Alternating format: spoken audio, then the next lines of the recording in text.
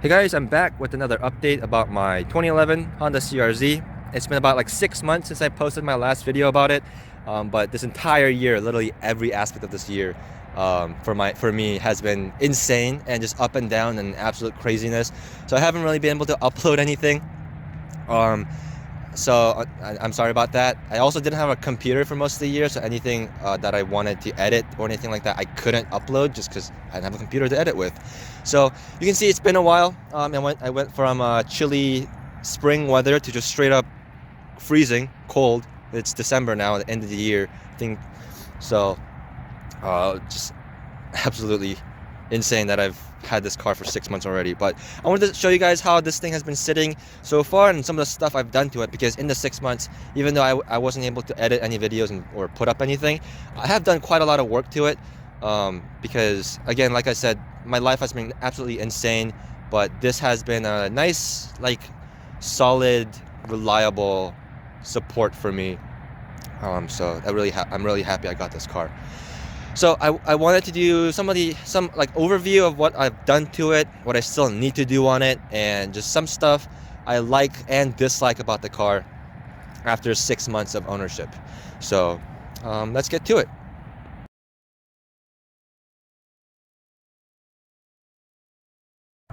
So the most obvious part that you can see has changed are the wheels. These are Sparco Terra wheels in 17x8, I believe, wrapped around 215 45 17 tires. These are the Firestone Winter Force 2, because it is winter. I have the winter setup on here. I do also have a set of 215 45 17 Cooper Xeon high performance all seasons for the summer, that were originally on these wheels. I will probably keep these as my winter setup because I want to get some lighter wheels for the spring and summer.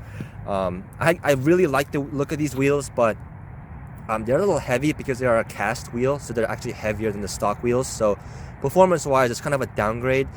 So I want something that's a little lighter, so I might get, I don't know, it's kind of basic, but I might get like RPF ones or decograms or something like that. So I'll probably put the summers on those and keep these as my winter set. But pretty steezy set of winters, if I do say so myself. And I really like the look of it though, because I got the white ones because I originally planned on painting these wheels like a mint color, because that is my favorite color. But because the white on white is kind of a hit or miss kind of a color scheme, so I wasn't quite sure about it. But I don't know, it looked a lot better than I expected, so I think I'm probably gonna leave them white, because these are slightly whiter, and they do rub a little bit in the front anyway. When you turn and go reverse, it will rub somewhere. I'm not quite sure, but other than that, they don't really rub that much, and they look fantastic, so I'm pretty happy with that. You can also see the car is sitting a little lower. Sorry if I'm like everywhere right now. It is quite cold. I've been filming for about an hour in the cold, so I'm pretty ready to go inside. But yeah, you can see it's sitting on Tane Street Basis Z coilovers, and for people that are kind of struggling to pronounce that brand name, as far as I believe, it is a Japanese company, and Japanese pronunciation dictates that TE is always pronounced te, and then IN will be in, so it'll be Tane. I know a lot of people try to pronounce it like teen or tine or something like that, but it's, I believe, Tane. And so I don't know, little note there. If I'm completely wrong, you can roast me in the comments. But yeah, yeah. I also want to do some brakes. I still have the cheap basic brakes in here, so those are going to be done in the summer, for a little bit better performance. Those work as a daily driver, but they're quite weak, because they are pretty cheap. But yeah, and then coming around here, I also did the fog lights. This is the base model, so it didn't have the fog lights initially, but I ended up doing the fog lights because I actually hit an animal, I think a raccoon or something, and it absolutely decimated just basically every black plastic piece on here on the front bumper. Absolutely destroyed it. So you can see the grille is new, no longer has the sun damage or the hole in the middle. So the grille has been changed, and while I was working on that, I thought I might as well put in the OEM fog lights. So it was a full plug and play kit, so everything worked out really well. And in the process of doing that, I also had to change out the turn signal stock, which was a good upgrade because the stock one that was on there, the spring was starting to get a little weak, so it kind of collapsed sometimes. And with the nice strong spring, it feels like I'm driving a new car every time I use that blinker. So really happy about that. And adds a little bit more visibility to the front here. The bulbs in there are still halogens. I will change them out to LEDs probably, but they're halogens at the moment. The headlight bulbs, when I got it, was halogens for some reason, which is weird because it has projectors. So I switched those out for LEDs. I know the upper trims come with HIDs, but I've had some bad experiences with HIDs, so I'm trying out LEDs, and so far I'm pretty happy with it. I have LED headlights and brights, and they seem to work pretty well. Nowhere as well as HIDs, but they are definitely better still than halogens, so pretty happy with that. So yeah, I still have to fix that huge scratch there, but all the chips and stuff I'm gonna try to fix in the summer when it's actually painting weather. But yeah, coming around to the back, you can see I finally have the HPD diffuser and catback system back here.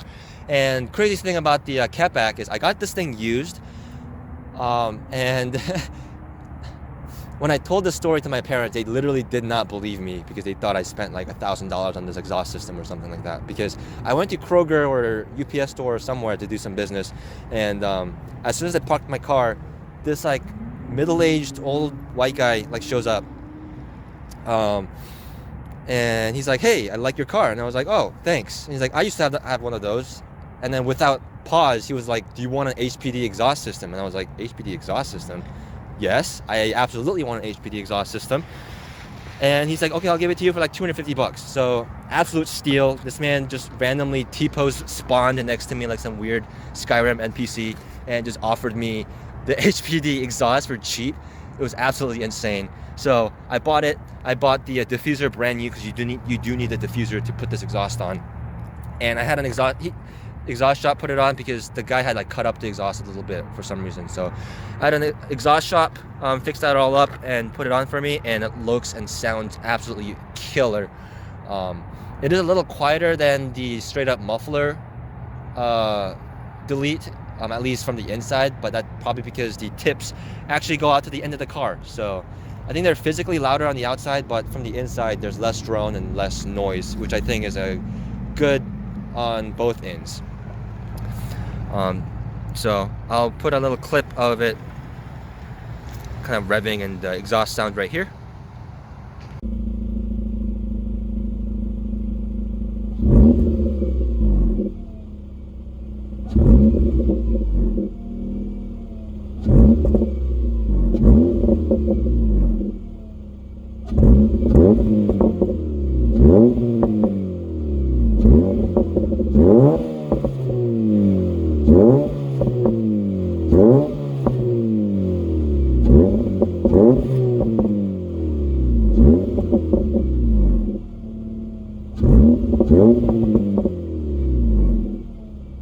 Another thing I did was I deleted the rear windshield wiper because that's the most useless windshield wiper I've ever seen in my life. It does absolutely nothing. You can't even really see out of this window, this backlight right here, because it's basically the roof. So you can't even see anything out there. Even if the wiper's there, you wipe and it doesn't do anything. Literally, if you're trying to wipe snow away or something like that, the defrosters do a better job than the actual wipers. So I ended up just deleting it. Gives it a lot more of a clean, sleek look. This little plug I got from Amazon for really cheap.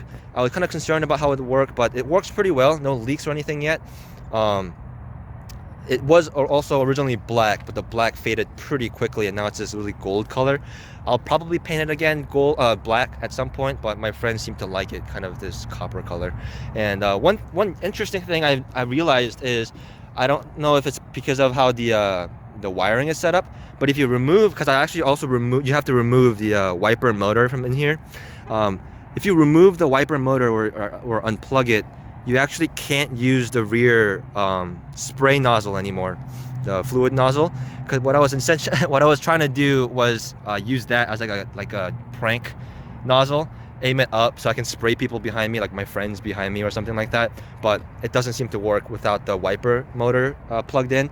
You could probably bypass that somehow. I think that'd be pretty funny, but I'm not really that concerned about it. So it is what it is. And I think it looks a lot better without the wiper. So yeah. Another thing I did is I got a plate since then. You would hope so, since I've had this car for 6 months. Little vanity plate, CRZ Tofu, same as my Instagram handle. But like every time it says CRZ there, it says CRZ right next to it. It's clearly the name of the car. But for some reason, every time people look at this plate, they think it says Crazy Tofu, which, I mean, I guess that works too. So I'm not, it's whatever. But like, I thought it was funny that it says CRZ there, but they think that one says Crazy. I don't know. I think that's a little bit funny. I also painted the divot of the stock badge teal for a little bit of a nice touch. I will do that to the front as well eventually. I just haven't got around to doing it. I'll probably do that pretty soon, at least I think probably this weekend. I'll do the same thing to match in the front. Saved me money of getting those red Honda badges, because those badges, for some reason, I can't find the knockoffs anymore, and you can only buy like the genuine like $50 actual ones. So I don't know, but I think that looks a lot better anyway for the color scheme I'm going for. So it's whatever. And then I also obviously put up all the stickers for all that horsepower, you know, the Tane sticker. I do really like Gundam, specifically Xeon, so I have a lot of like Gundam, like Xeon stickers on there. You can see that one says pilot responsibly. Have some more Gundam stickers over here. And then I also put the SI style VTEC sticker with the proper single overhead cam on there. I think that looks pretty cool. I know so this car technically does have iVTEC, but it's not like the hot cam, like aggressive performance iVTEC like a lot of other cars have. It's a very subtle like emissions VTEC, so you can't really hear the crossover, but it does still have it technically, and I think it looks cool with it. So I thought I'd slap that on there. Coming around to the mirror here, I had to fix this mirror because it was smashed, or at least cracked right here. So I actually put up a video of me fixing this mirror. It was an absolute pain to fix it because I had got the wrong trim level mirror with the heated mirrors. I had to gut it, basically just do a whole bunch of work to it to get this to fit. But in the end, I think it turned out really well. Really nice to have a not busted up mirror. Makes the car look a lot cleaner. And then I didn't notice this when I initially bought the car, but it has LED turn signal lights, which I think is super cool. I think that's pretty much it for the exterior. Let's go into the interior and see what I changed in there. I've been filming in this parking lot for about 2 hours, and I think people are starting to look at me strange, and I'm quite happy to be inside a little bit, like get warm a little bit. So anyway, some stuff you can obviously see already that I've changed. The steering wheel has changed. This trim I've painted like mint, because I like that color. And then I also changed the steering wheel from the base model vinyl one to the EX and the EX Nav leather wrap steering wheel with a nice blue stitch on it. I picked that up on eBay as well from a wrecked car. It looks and feels way nicer, and it makes driving this car just feel a whole lot better, and makes it feel like a newer car. So I'm really happy with it.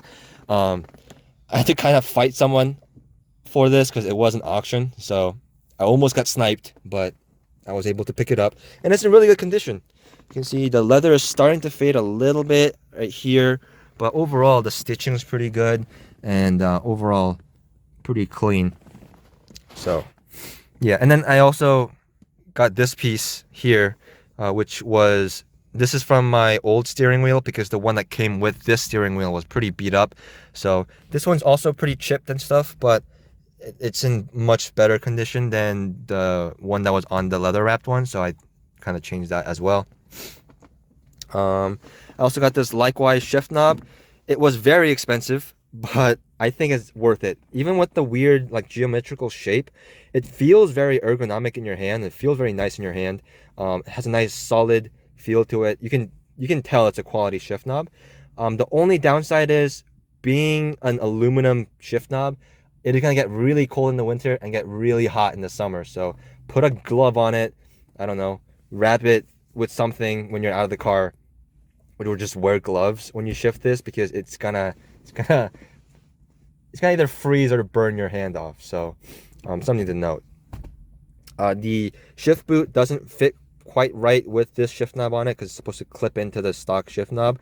So I just have it zip tied here, kind of crappy, but it works. And I didn't want to run it without a shift boot, so that's how it's sitting for right now. I don't know if I mentioned this, but I have a little Bluetooth thing here because this base model radio does not have Bluetooth in it.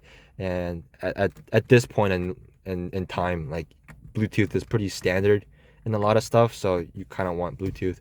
But other than that, this hasn't been changed. You can see I painted this part and put the spoon sticker on here, which I think looks pretty cool. I don't know why this is all dusty. Tane badge right there, and put a Recaro pillow for the passenger. I was gonna put that for my side, but with how I sit, it kind of digs into my back. But other people seem to like it, so I put it on the passenger side, and it looks pretty cool.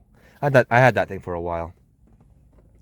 You can see my little Dorito bag keychain here, and a little note that I found while I was off at work at some point. Someone had left a note in there. But yeah, nothing too much has changed. You can see the stock with the fog light controls. But yeah, nothing really too drastic has happened in here. So let's pop the hood and see what I've done under there. Oh, I forgot to mention, I also changed all the lights in the interior with LEDs. You can see how much brighter those are. And then back there, those lights are also LEDs. So at night, this thing lights up and it looks super fresh and super clean. And then this door light here kind of acts like a whatever welcome light on the bottom here, so it lights up the surface you're about to put your foot on. So that's also very nice. And then as well as my license plate lights, also LED, so that's very bright. I might change those to like mint colored ones, I'm not sure, but you know. But yeah, LEDs, super cheap. I think everyone should do that. It makes the car look way nicer. And also, if you accidentally leave the light on overnight, because they're LEDs, it's not going to drain your battery. So it's kind of like a upgrade in that aspect as well. And then also, obviously, the obligatory COVID era mask holder here is just literally glued, a little key hanger on the side here for my mask, because there's not really a place for a mask in here. I really didn't want to hang it off my mirror, so yeah. But anyway, over to the hood. So you can see a couple things have changed under here, most obviously of which is the K&N Typhoon intake. This was very expensive. I do not recommend it for the price, but overall it's built pretty well. I do have some qualms with it, like this seal here looks garbage, but it works, so it's whatever. The filter is also an oil filter, so it does get a little dirty, but that's also, you know, whatever. But it opens up a lot of space in here, and it does, granted, it does sound pretty neat, so not too upset about that. And then the second thing that I obviously changed in here is the second gen, like GE8 Honda Fit intake manifold modification. So I bolted that on. I got this from a friend that has a Honda Fit. He had one with a blown motor, and he basically gave me this one from the blown motor for cheap. So I threw it on there. And essentially, for those that don't know, the Fit intake mod essentially it doesn't really give you more power per se. It kind of more like rearranges where your power comes in. With the stock setup, it's intended for a lot more grunt down low and then just nothing up top. But with the intake, with the Fit intake, you lose a little bit of the low end, but you gain a lot more on the top end. So it becomes a lot more fun to rev out, and just handles more like it feels more like a Honda essentially. So, and it also looks cool with the IV Tech little molding in there. I will get rid of the junkyard paint marker, but yeah, I think it looks better, and I'm quite happy with how it's performing. But yeah, it's also fun fact. This is kind of the same as the spoon the intake manifold. It's literally just a fit intake manifold. So if you want, you can pay like over $1,000 for the spoon one, which is just this painted yellow. Or you can pay what I did, like 80 bucks, 50 bucks for this one out of a junkyard fit, and just slap it on there, and that'll do literally the same job. And you can see the engine's quite small in there.